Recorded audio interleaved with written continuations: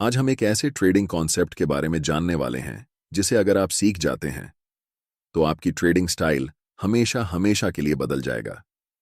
Technical analysis के जन्मदाता Charles डॉ ने ईयर 1900 में एक थ्योरी दिया था, डॉ थ्योरी, जिससे लोग एक्चुअली मार्केट को प्रिडिक्ट कर सकते थे कि आगे क्या होने वाला है। भले ही आज के यूट्यूब ट्रेडिंग चैनल इस बारे में बात ना करती हो, लेकिन आज भी यह स्ट्रेटजी उतनी ही कामयाब है जीतने की 100 साल पहले थी। और यह स्ट्रेटजी इसी थ्योरी से ड्राइव हुआ है, जिसे मल्टी टाइम फ्रेम एनालिसिस कहा जाता है। इस वीडियो में मैं आपको समझाऊंगा कि कैसे आप हायर टाइम फ्रेम से लेकर लोअर टाइम फ्रेम तक चार्ट्स का एनालिसिस कर सकते हैं और अपने ट्रेडिंग डिसीजन को बेहतर बना सकते हैं। तो सबसे पहले समझते हैं कि मल्टी टाइम फ्रेम एनालिसिस होता क्या है।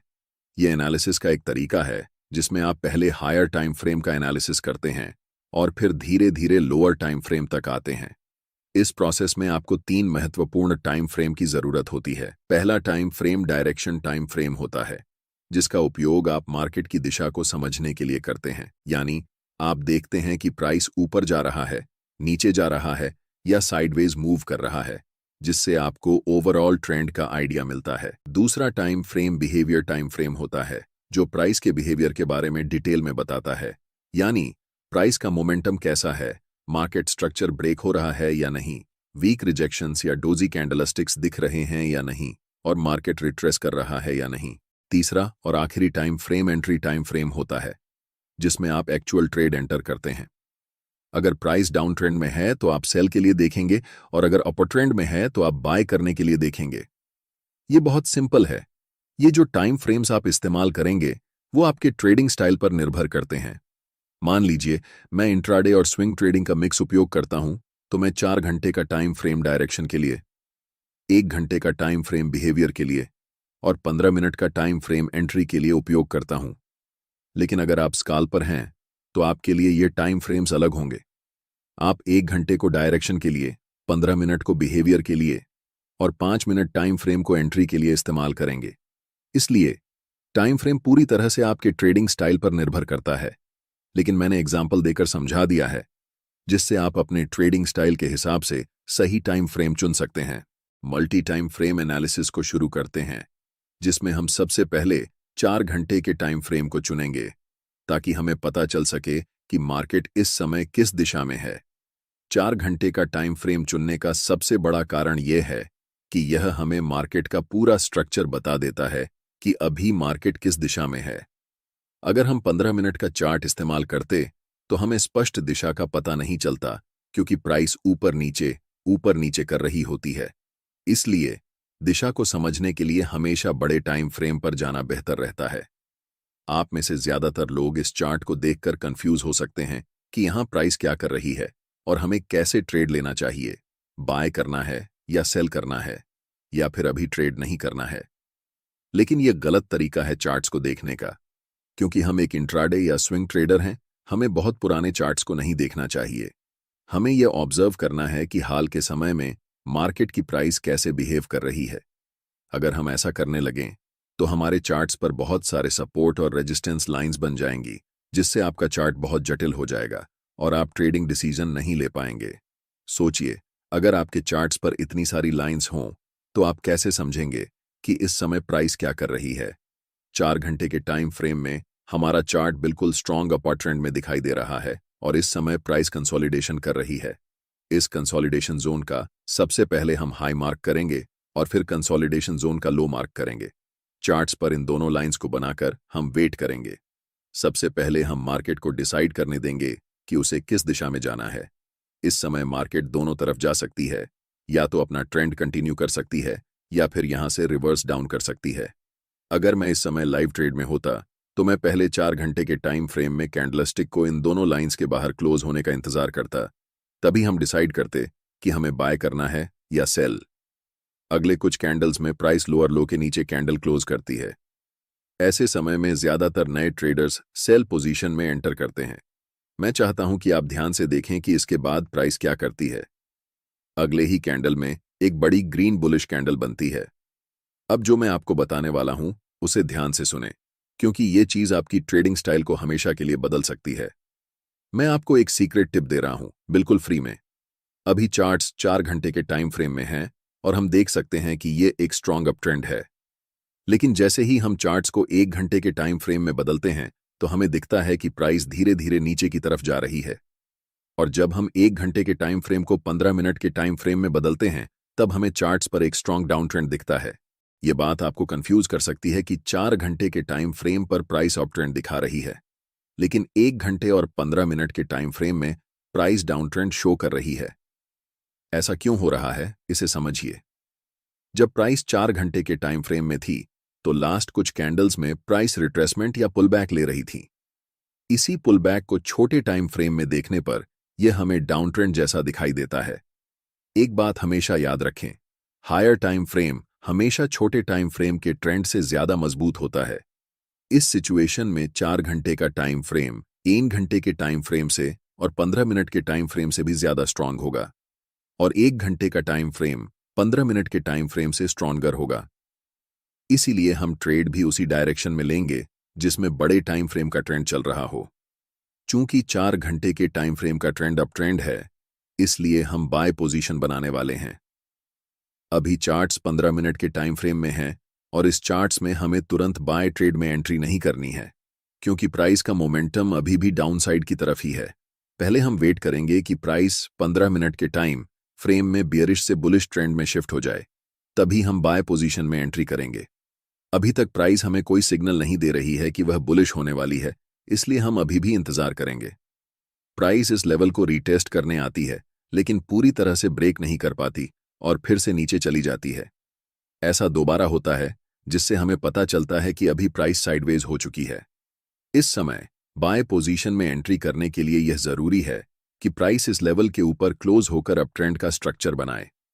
अगर हम प्राइस को 1 घंटे के टाइम फ्रेम में बदलते हैं तो हम देख सकते हैं कि अभी तक हमें कोई भी बुलिश सिग्नल चार्ट्स पर नहीं मिल रहा है जिससे हम बाय डिसीजन बना सकें। अगले कुछ कैंडल्स में प्राइस लास्ट स्विंग लो तक आती है और उस पर्टिकुलर लेवल से एक स्ट्रॉन्ग रिजेक्शन लेकर ऊपर की तरफ बढ़ जाती है, जिससे एक बिग ग्रीन बुलिश कैंडल बनती है। प्राइस ने ट्रेंड लाइन को ब्रेक कर दिया है, लेकिन हमें 1 घंटे के टाइम फ्रेम पर ट्रेड एंट्री नहीं करनी है, इसलिए हम अपने चार्ट्स को 15 मिनट के टाइम फ्रेम में बदल रहे हैं। अब हम कह सकते हैं कि मोमेंटम डाउन ट्रेंड से अप ट्रेंड में शिफ्ट हो चुका है और इस समय 15 मिनट के टाइम फ्रेम में मोमेंटम अप है, 1 घंटे के टाइम फ्रेम में मोमेंटम अप है और आखिरकार 4 घंटे के टाइम फ्रेम में भी मोमेंटम अप है। जब इन तीनों टाइम फ्रेम में मोमेंटम एक ही दिशा में होता है, तब समझो कि आपका सेटअप बनकर तैयार हो चुका है और यह किसी जादू से कम नहीं है। हमेशा याद रखें, कभी भी जल्दबाजी में ट्रेड नहीं करना चाहिए। हमें तब तक इंतजार करना चाहिए जब तक तीनों टाइम फ्रेम में प्राइस एक ही दिशा में न हो जाए। अब यहां हम बाय पोजीशन में ट्रेड में एंट्री करते हैं, ठीक इस ज्वाइंट ग्रीन कैंडल की क्लोजिंग पर, जिसमें हमारा स्टॉप लॉस ट्रेंड लाइन के थोड़े नीचे होगा। इस ट्रेड में हमारा टारगेट लेवल 4 घंटे के टाइम फ्रेम का स्विंग हाई होने वाला है, क्योंकि प्राइस ने इसी लेवल से डाउन ट्रेंड की ओर शिफ्ट होना शुरू किया था। इसे आप सप्लाई जोन या रेजिस्टेंस एरिया भी कह सकते हैं। अगर आप टारगेट सेट करने में कंफ्यूज हो रहे हैं तो मैं आपको एक टिप देता हूं। ट्रेड में एंट्री करने से पहले आपको चार्ट्स के लेफ्ट साइड पर ध्यान देना चाहिए और देखना चाहिए कि स्विंग कौन कौन से लेवल पर हैं। जैसे कि लास्ट टाइम ये एक स्विंग हाई है और इससे पहले ये एक स्विंग हाई है, तो हम इस समय 2 टारगेट रख सकते हैं। लेकिन क्योंकि बड़े टाइम फ्रेम में ट्रेंड स्ट्रांग है, इसलिए स्विंग हाई को टारगेट रखना ज्यादा सही रहेगा।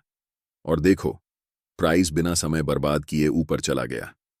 अब मैं आपको एक और तरीका बताता हूं कि कैसे इस ट्रेड में एंट्री करनी है। एक जरूरी बात, अगर आप चार्ट्स पर मल्टीपल इंडिकेटर्स का उपयोग करते हैं या एक साथ 4-5 चार्ट्स देखते हैं, तो आपके पास ट्रेडिंग व्यू का प्रीमियम प्लान होना जरूरी होता है। इसका कॉस्ट 12,000 रुपये पर ईयर है। अगर आप ट्रेडिंग व्यू का सब्सक्रिप्शन फ्री में चाहते हैं तो आप अपना डीमैट अकाउंट शाम को ट्रेडिंग ऐप में खोल सकते हैं। अपने ट्रेडिंग को इंप्रूव करने के लिए सैमको में स्विच करें। सैमको आपकी ट्रेडिंग हिस्ट्री का एनालिसिस करके आपको आपकी गलतियों के बारे में बताता है, जिन्हें जानकर आप अपनी ट्रेडिंग को और बेहतर बना सकते हैं। एक ही प्लेटफॉर्म पर सभी एसेट क्लास में ट्रेड कर सकते हैं, जिसमें कमोडिटी डेरिवेटिव्स और करेंसी डेरिवेटिव्स भी शामिल हैं। यहाँ अकाउंट ओपनिंग फ्री है और पहले साल के लिए अकाउंट मेंटेनेंस भी फ्री है। म्यूचुअल फंड और आईपीओ में कोई कमीशन नहीं है। बाकी सभी एसेट क्लास में ट्रेड करने पर केवल 20 रुपए पर ऑर्डर ब्रोकरेज लिया जाता है और यहाँ कोई भी हिडन चार्ज नहीं है। 1000 से ज्यादा स्टॉक्स पर 4 गुना लेवरेज मिलता है, जिसे आप लाइफ टाइम तक होल्ड कर सकते हैं। यहाँ पर आपको ट्रेडिंग व्यू का प्रीमियम वर्जन मिलता है, जहां आप मल्टी चार्ट लेआउट और 50 से भी ज्यादा इंडिकेटर्स का इस्तेमाल कर सकते हैं और चार्ट्स पर ही बाइंग और सेलिंग के ऑर्डर प्लेस कर सकते हैं। साथ साथ अपने स्टॉप लॉस और टारगेट को भी मैनेज कर सकते हैं। अगर आप डिस्क्रिप्शन में दिए गए लिंक से सैम को ब्रोकर ज्वाइन करते हैं तो आपको सीबी से रजिस्टर्ड एडवाइजर द्वारा दी गई रियल टाइम ट्रेडिंग एडवाइस बिल्कुल फ्री मिलेगी। टाइम फ्रेम को 15 मिनट से 1 घंटे में शिफ्ट करते हैं। अब प्राइस अपने हाई के आसपास है और अगर आप यहां बाय पोजीशन में ट्रेड एंट्री करते हैं तो आपका स्टॉप लॉस काफी नीचे होना पड़ेगा, जिससे आपका रिस्क रिवॉर्ड रेशियो खराब हो जाएगा। इसलिए हमें तुरंत ट्रेड में एंट्री नहीं करनी है, बल्कि प्राइस को पहले रिट्रेस होने देना चाहिए इस लेवल तक।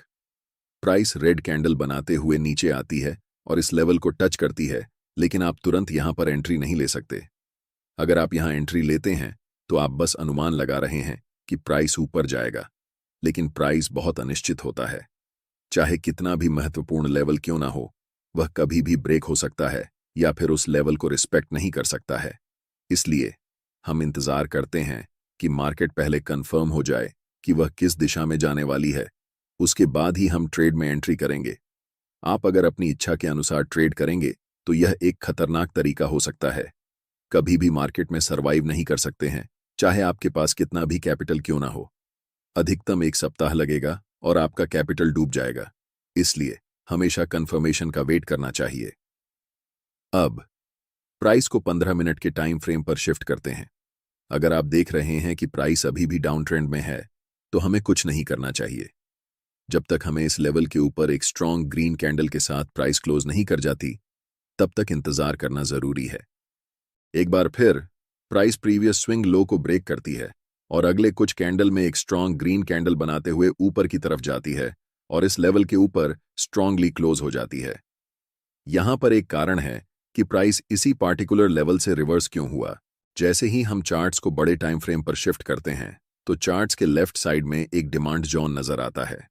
हम यहां सप्लाई और डिमांड जोन कैसे ड्रॉ करते हैं इस पर चर्चा नहीं करेंगे, क्योंकि मैंने इस टॉपिक पर पहले ही एक डिटेल वीडियो बना दिया है।